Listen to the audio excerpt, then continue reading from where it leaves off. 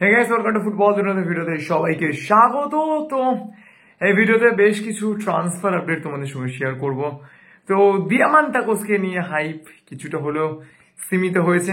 তো যাই হোক, সেই ব্যাপারে কনফার্ম আপডেটস সমস্ত কিছু দিয়ে দিয়েছে, ভিডিও রয়েছে, সেখান থেকে তোমরা চেক করে নিতে পারো। তবে দিয়ামান্তাকোসকে নিয়ে অবশ্যই আবারও ভিডিও আসবে, বেশ একটা ইন্টারেস্টিং ব্যাপার নিয়ে তোমাদের সঙ্গে কথা বলবো। তো যাই হোক, তার আগে আরো একটা ইম্পর্টেন্ট ট্রান্সফার, সেটা হচ্ছে লালেঙ্গুমাইয়া আপুইয়া। তার ইস্ট বেঙ্গলে আসার পসিবিলিটি কতটা রয়েছে, এই ব্যাপারেও কিন্তু তোমরা অনেকেই জানতে চেয়েছো। দেখো, আমি সবসময় একটা কথা বলি, আমি কিন্তু চ্যানেলে এসে ট্রাই করি 100% অথেন্টিক আপডেট দিতে। তো মিথ্যে কথা বলে চলে যাবো এরকমটা কিন্তু নয়।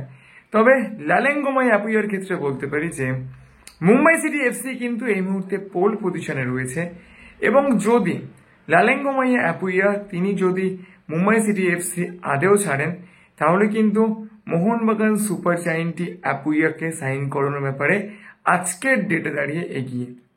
আমি জানি যারা ইস্ট বেঙ্গল সাপোর্টার্স রয়েছ তাদের জন্য নিউজটা হার্স, কিন্তু দেখো, যেটা হওয়ার পসিবিলিটি খুব কম সেটা আমাকে বলতেই হবে। যেটা হওয়ার পসিবিলিটি থাকবে আমি নিজে এসে গ্যারেন্টি দিয়ে বলি, কিন্তু যেটা হওয়ার পসিবিলিটি কম থাকবে তো সেটা বলতেই হবে। আরও দু একটা ফ্যাক্টরস রয়েছে, তার কারণ মাধি দালাল বা দিয়ামান্তাকোসের মতো ফুটবলার্সদেরকে সাইন করানোর পরে কিন্তু ইস্টবেঙ্গলের পক্ষে খুব হেফটি ট্রান্সফার ফি দিয়ে আপুইয়াকে নেওয়াটা একটু ডিফিকাল্ট হবে।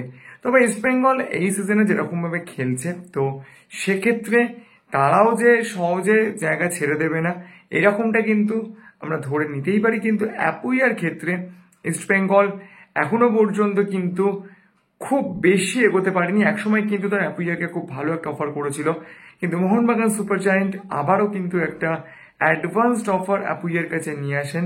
কিন্তু আপুইয়া নিজের ফিউচার এখনো পর্যন্ত ডিসাইড করতে পারেনি। আপুইয়ার ব্যাপারে অনেকেই জানতে চেয়েছো, কালকেও বলেছিলাম একটা ব্যাপার নিয়ে, তো আজও বলে দিলাম। এই মুহূর্তে মুম্বাই সিটি এফসি কিন্তু পোল পজিশনে রয়েছে। যদি আপুইয়াকে মুম্বাই সিটি এফসি ছেড়ে দেয়, তাহলে মোহনবাগান সুপার জায়েন্টের পসিবিলিটি বেশি, এবং ইস্টবেঙ্গলকে যদি সাইন করাতে হয় তাহলে কিন্তু ডিলটাকে অনেক সিরিয়াসলি দেখতে হবে। অন্যদিকে সায়ন ব্যানার্জি বলা যায় আগের সিজনে ইস্টবেঙ্গলের ইমার্জিং প্রসপেক্ট।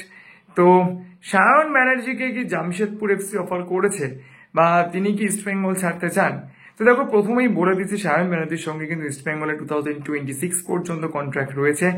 আর নিজেদের তৈরি করা প্লেয়ার এবং যার ওপর ইস্টবেঙ্গল কোচ কার্লোস কোচরাত অনেকটাই ডিপেন্ড করে থাকে, নেক্সট সিজনেও থাকবেন সুপার সাব হিসেবে, হয়তো তাকে আবারও আমরা দেখতে পাবো, এবং তিনি কিন্তু আস্তে আস্তে নিজেকে গ্রো করছেন।